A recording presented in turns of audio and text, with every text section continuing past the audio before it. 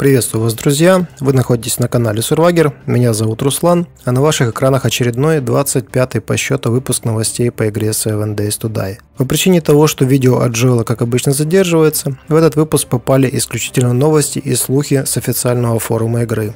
Видео выходят нечасто, потому рекомендую подписаться и жмакнуть колокольчик, пригодится. А мы приступаем к обзору новостей и слухов. Скорость транспорта и другие моменты. Сейчас самым быстрым и пока что единственным транспортом в игре является мини-байк, собранный из деталей сиреневого качества. Его скорость в данный момент настолько высока, что при движении по прямой объекты открытого мира, такие как здания, деревья и прочее, просто не успевают прогружаться. Да что там объекты, на слабых ПК даже карта мира не успевает прогрузиться. И часто получается, что мы упираемся в черту, за которой находится зона дальней прорисовки, и вынуждены ждать несколько секунд, пока игру не отпустит, и перед нами со скрипом не прорисуется нормальная поверхность мира. Это обусловлено отсутствием оптимизации в альфа-версии, на которую любят сетовать многие игроки, совершенно игнорируя тот факт, что работа над оптимизацией запланирована на бета-версию, о чем разработчики уже неоднократно упоминали. К чему я заговорил про скоростные характеристики транспорта в игре? Да к тому, что мини-байк был не просто транспортом, это был тестовый образец, на котором в целом тестировалась работа транспорта перед добавлением в игру разных его видов. После введения в игру новых видов транспорта в 17-й альфе, мини-байк уже не будет летать с такой бешеной скоростью, как минимум потому, что, посмотрите, из чего он собран. Самым скоростным в игре, скорее всего, будет мотоцикл, и его максимальная скорость будет равна скорости нынешнего мини-байка, собранного из деталей сиреневого качества. С той же скоростью или чуть медленнее будет ездить внедорожник, а мини-байк и велосипед, по идее, будут самыми медленными в игре. На момент записи прошлого видео, джип, который продемонстрировал в том видео Джоэл, уже был значительно улучшен. Что именно было улучшено, не уточняется. Роланд рассказал, что ему уже удалось покататься на джипе, и он попытался его даже перевернуть. В общем, сейчас это работает так, что игра просто не позволит вам перевернуть транспорт. То есть максимум, что у вас получится, это уложить его на бок. И то временно, так как система автоматически вернет его в горизонтальное положение. Различие между мини-байком и велосипедом, скорее всего, будет только в том, что мини-байк по-прежнему при езде будет тратить топливо, а велосипед будет тратить выносливость персонажа. Что будет, если транспорт попадет в воду? Так как система создания транспорта будет аналогична системе создания оружия, то после создания внедорожника, мотоцикла или велосипеда их нельзя будет обратно разобрать на составляющие, чтобы потом собрать в другом месте. И в связи с этим возникает вопрос, как быть, если мы на транспорте попадем в воду? Сейчас, попадая на мини-байке даже в мелкую лужицу, мини-байк блокируется, и нам ничего не остается, кроме как разобрать его и пересобрать в другом месте. Но если в 17-й альфе транспорт нельзя будет разобрать, неужели мы его просто потеряем? Нет, транспорт мы не потеряем. Это будет касаться всего транспорта в игре, который, со слов Роланда, будет перемещаться не только по мелким лужам, но даже под водой, до тех пор, пока у персонажа хватит запаса кислорода в легких. Хитрость тут заключается в том, что скорость транспорта, полностью погруженного в воду, будет настолько мала, что пересечь на нем глубокое озеро у нас просто не получится по причине нехватки кислорода. А вот преодолеть неглубокую реку можно будет запросто.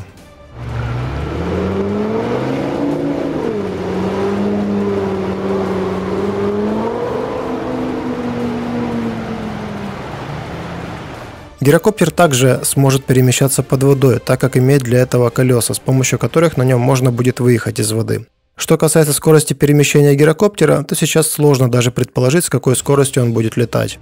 Гирокоптер будет летать аналогично самолету. Углубляться в технические детали я не буду, скажу только то, что конструкция и принцип действия гирокоптера не позволяют ему взлетать и садиться вертикально, как это происходит с вертолетами. Для взлета гирокоптера потребуется наличие минимальной взлетно-посадочной полосы, в качестве которой может послужить любая ровная поверхность, длиной предположительно 5-10 блоков, а для посадки все 10-15 блоков. И следовательно, о вертикальном взлете и посадке можно смело забыть, пока что. Почему пока что? Потому что Fatal, разработчик, заявил, что хочет добавить в игру аналог легкого вертолета, похожего на то, что появился в Far Cry 4. Но это, сами понимаете, не точно, еще не точнее, чем у Джоэла. Как будет создаваться транспорт в игре? На форуме один из пользователей задал очень интересный вопрос. Каким образом мы будем создавать транспорт? Это будет происходить в инвентаре кузни или верстака? Или мы будем просто находить транспорт в гаражах и других подобных местах? Роланд подтвердил предположение о том, что в игре можно будет находить уже готовый собранный транспорт. Велосипеды и мини-байки на начальных этапах игры будут более доступны, чем другие виды транспорта. К примеру, в мире игры мы сможем найти магазин велосипедов, в котором с большой долей вероятности можно будет найти исправный велосипед. Также у нас будет хороший шанс найти собранный мини-байк в гаражах или на бензоколонках.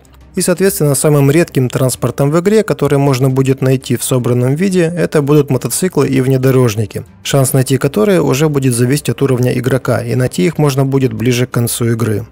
Но получить транспорт можно будет не только найдя его в мире игры. Роланд сказал, что нам так или иначе, но все равно придется заниматься созданием транспорта, и для его создания понадобятся соответствующие детали и умения. В отличие от других предметов, которые мы сейчас создаем в игре, для создания транспорта разработчикам еще придется создать специальную техническую станцию, которая, скорее всего, будет иметь специальную платформу, на которой, соответственно, будут появляться готовый транспорт, примерно так, как это происходит в игре Borderlands. Но это мое предположение. Но если в игре Borderlands мы просто заказывали транспорт-механику через интерфейс терминала и затем моментально телепортировались на место пилота в уже готовый транспорт, то в 7 Days to Die транспорт скорее всего будет появляться на специальной платформе технической станции после того, как истечет время, отведенное на его создание.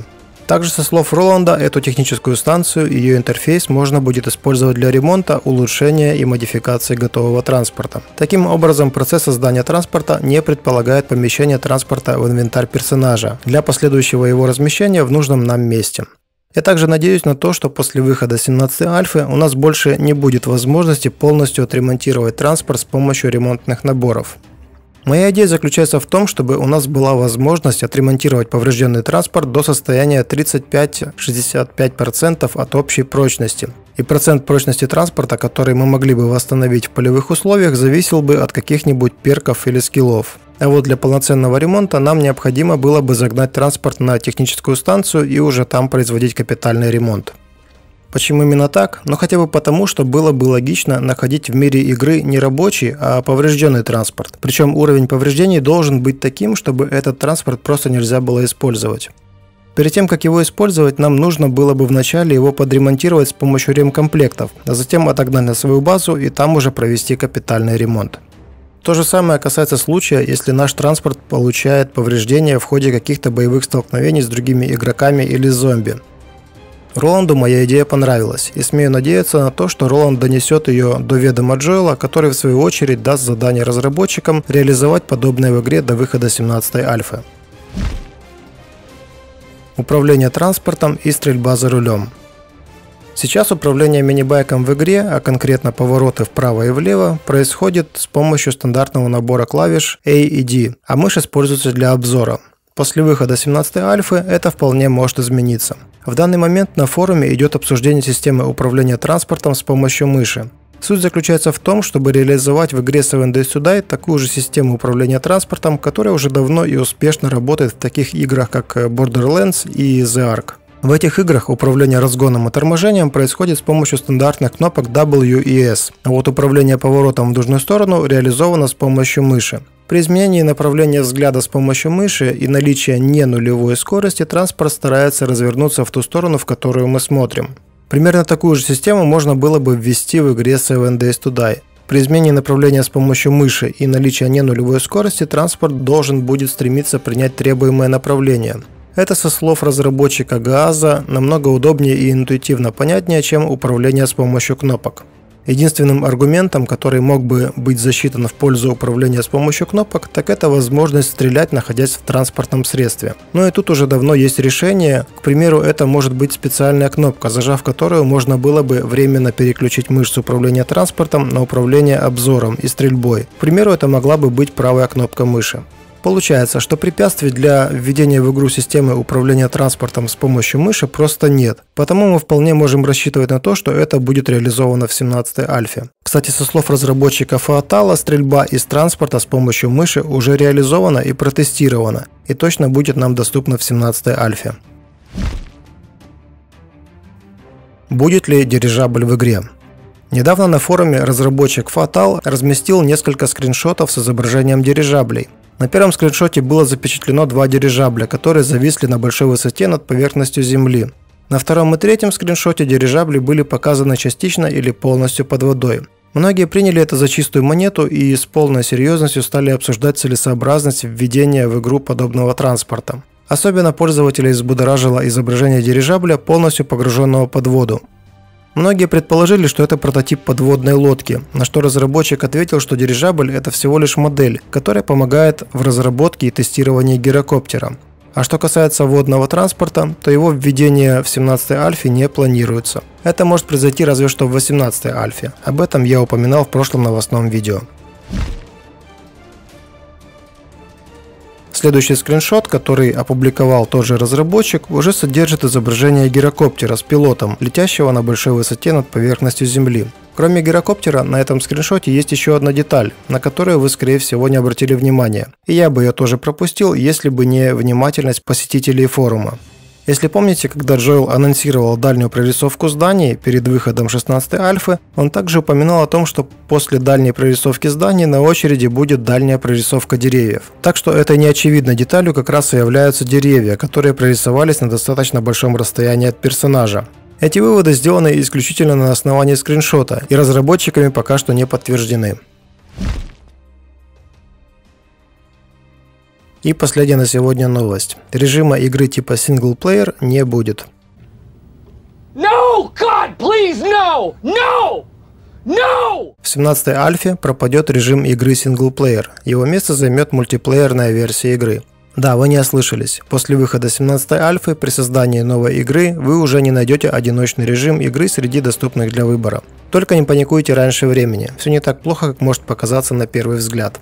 Тем, кто привык играть в одиночную игру, будет достаточно выбрать мультиплеер и выставить в настройках количество игроков равное единице. В результате вы получите тоже синглплеер. По сути, сейчас в 16-й альфе синглплеер – это тот же мультиплеер, только для одного игрока. Игра сейчас также создает локальный сервер, и вы подключаетесь к этому локальному серверу в качестве клиента. То есть, по сути, это чисто визуальная правка, которая просто убирает ненужный пункт из меню создания игры.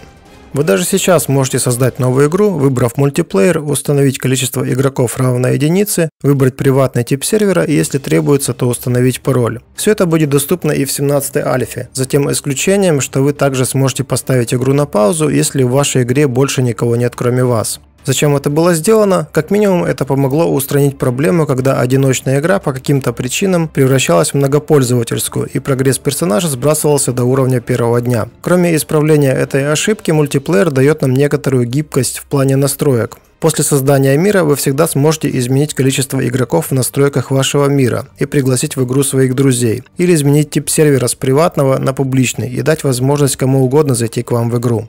Как это в целом будет работать? Если вы создали игру и указали допустимое количество игроков равное единице, то никто не сможет присоединиться к вашей игре, кроме вас. Если вы создали игру и указали допустимое количество игроков равное 2 или более, но установили пароль, то никто, кроме тех, кто знает пароль, не сможет присоединиться к вашей игре. Если вы создали игру и указали допустимое количество игроков равное 2 или более и ставите игру на паузу, никто не сможет присоединиться к игре, пока игра будет на паузе. Если вы создали игру и указали допустимое количество игроков равное 2 или более и к игре уже присоединились игроки, то в этом случае вы не сможете поставить игру на паузу, пока кроме вас в игре еще кто-то есть. И последнее, если вы создали игру и указали допустимое количество игроков равное 2 или более и вышли из игры, то это заставит всех остальных также покинуть вашу игру. Ну что же, это все, что мне удалось для вас наскрести на данный момент. Пишите в комментариях, что вы думаете об этом выпуске и задавайте вопросы. Постараюсь ответить. Если вам понравилось видео, ставьте свой честный лайк и обязательно делитесь этим видео с друзьями. Мне будет приятно. Это были новости по игре 7 Days to Die на канале Survivor. Увидимся в следующих выпусках. Всем пока!